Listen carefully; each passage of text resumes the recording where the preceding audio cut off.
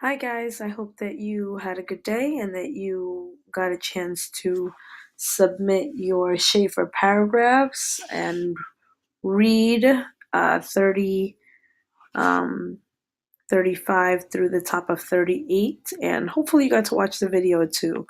I guess I will follow up tomorrow. Thank you so much for your patience and understanding. I do want to go over these pages because, as short as they were, they actually packed a lot of meaning. So make sure that you have your packets out and that you're adding on to the notes that we are going to mention. Okay. So they do mention obviously seeing the old dog down yonder. Okay. And we know that it's old Tim Johnson. All right. This is kind of funny because I don't know how many of you have dogs, but I know there's a bunch of you. Uh, how many of you actually named your dogs with a first and last name? Do all of you name your dogs first and last names? So this dog has a first and last name, which almost makes it seem like it's another character. Okay, so gives the sense that it is another character. When in reality, he's just a dog. Not that like dogs don't matter or anything, but he is just a dog, okay? So I am gonna make this a little bit smaller, guys. Hopefully you can still see that. Okay. There we go. Okay. But there is something fishy with the dog. And obviously, as we read and continue, we find out Calpurnia kind of comes outside and she's like, bring him inside. They get all sorts of nervous. All right. So that's at the end of 35. And you may want to just mention that. Let's see. Everyone gets worried / nervous. All right. So we obviously, as the readers, we realize that something is going on. So when we move on to page 36, we hear Cal say that there's a mad dog coming down the street, right? So this mad dog, what does that mean? Mad dog means that he must have rabies, okay? So dog has rabies, very important to mention.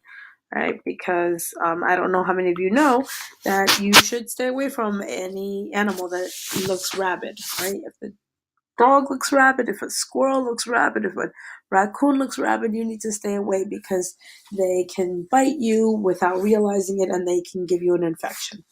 All right. So a bunch of people start coming. Hecate, the sheriff, arrives, and Atticus arrives. So all of these people are here and everybody is worried about this dog. So I'm just going to highlight right there all the people that have gotten there. We've got Calpurnia there, and we've got obviously the kids are there. All right. And so Atticus automatically sees the dog, and they both do the inspection, and they see that the dog is kind of moving at a snail's pace. So even though I don't know if you guys got a chance to watch the video, you see that he's kind of just like walking, and he doesn't look dangerous. But the thing is, when an animal has rabies, you can't ever really know when or how they're going to attack. So Atticus basically tells him you have to shoot the dog. Okay, so I would add this down. Remember, Hecate is the sheriff. So, upon asking Hecate the sheriff, who always carries a gun, to shoot him, Tate actually turns around and he says, no, Mr. Finch, you take him.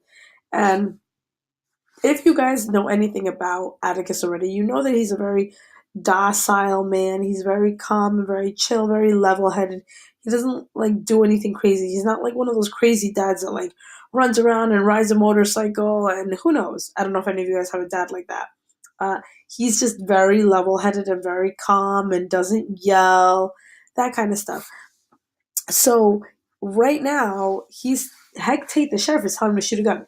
The kids are like, "What? Our dad has never shot a gun. Our dad does not do that kind of stuff." Remember that whole conversation that Atticus had with Jem. Like he did tell him that he knew how to shoot a gun, but remember he told his dad like the whole mockingbird story that like you should never. Atticus told Jem you should never kill a mockingbird because all they do is play beautiful music for us. So it's like if the bird isn't bothering you, then why should you try to kill it? Unlike crows or other birds that are like annoying, those you can kill because they're annoying. But a mockingbird just does nothing but play good music for you. So even when he was talking about shooting guns, he was very like level headed and chill and like, hey, don't bother those kind of animals. So now like you've got the sheriff telling him, yo, go shoot this dog. So Scout jumps in and she's like, no, he doesn't shoot. He would never do that. And like the time is like pressing now. The dog is coming down the street. And of course, nobody else is around. So Atticus is like, come on, don't waste time, heck, do it. And Tate is like, come on, Mr. Finch, you gotta do it because like I don't have a good hand. Like I don't shoot very well, which I think is really funny because he's the sheriff and apparently he doesn't shoot that well. And he's like, you know that I don't shoot well, so he's like, I need you to do it. So then he's like, I haven't shot a gun in 20 years. So we find out that he has not shot a gun in 20 years. It's been a long time.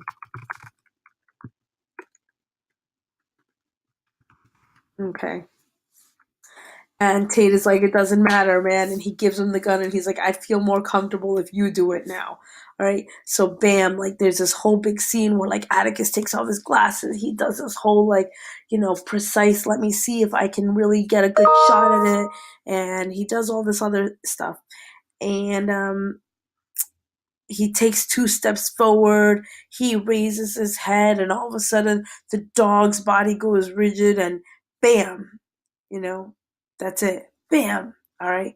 He shoots, and the dog leaps, flops over, and crumples on the sidewalk. All right. And then Hecate runs towards the Radleys. Atticus picks up his glasses, and, they walk towards the dog.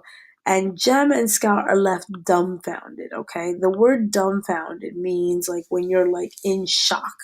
Like, what? What just happened? Like, whose man's is this? What? Okay.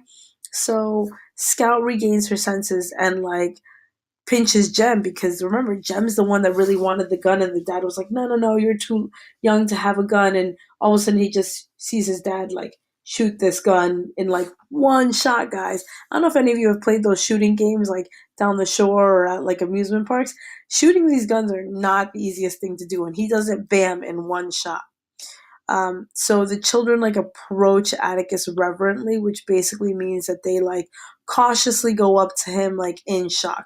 So the main part right there you want to write down is that the kids are shocked. Okay. And then he goes ahead and he gives instructions. Listen, don't go near that dog no matter what. And so Jem is like, yes, kind of still shocked. And this is when Hecate pops in and he's like, why? He notices that like Jem is in shock and he tells him, didn't you know your daddy's the best shot in this county? So he's right there telling him like, hey, your dad is like awesome. And Atticus is like, get out of here. Like, don't say silly things like that. All right. So that's basically the end, and then they're gonna get Zebo on the next page to get rid of the dog. Just in case you guys would like to know Zebo, because we don't get to hear about him too much. Zebo is actually Calpurnia's son, so you might want to write that in. That's who you know. Calpurnia's son. Okay? Alright, so now we need to go back and we need to think about this dog. Random scene with a random dog all of a sudden walking down the street, and then Atticus is the one to shoot him. Okay? I need you to take a step forward. I need you to think about symbolism. Symbolism is when we have something in the story that represents something else. What could this random dog represent? Now, we know that Atticus is about to start this crazy case. We've been hearing about it all this time. The last chapter we just read was with Scout getting upset at her cousin because her cousin called her father an end lover, and all these other people are calling her father an end lover because he's about to defend Tom Robinson in this huge case of a black man supposedly raping a white woman, right? So all of a sudden we have this dog scene. want you to think about what this dog might mean, what it might symbolize. Now, we are in the town of Macomb, okay? There's a lot of what going on in that town against African Americans. So Atticus is the one that shoots the dog. What might that dog that has this disease represent? And why was Atticus the one who shot it down? All right. So you're going to answer that question for me right now, and hopefully that we can touch upon it tomorrow. All right. But it's definitely something that has to do with the case. I mean, even think about the dog's name. The dog's name is Tim Johnson. Sounds, remotely close to Tom Robinson. All right. So there's got to be some kind of connection between the dog, Tom Robinson case, the disease that this town Macomb might have with African Americans, and the fact that Atticus Finch is the one that takes the gun and shoots down this dog. All right? Okay, I will see you guys tomorrow. Thanks. Bye.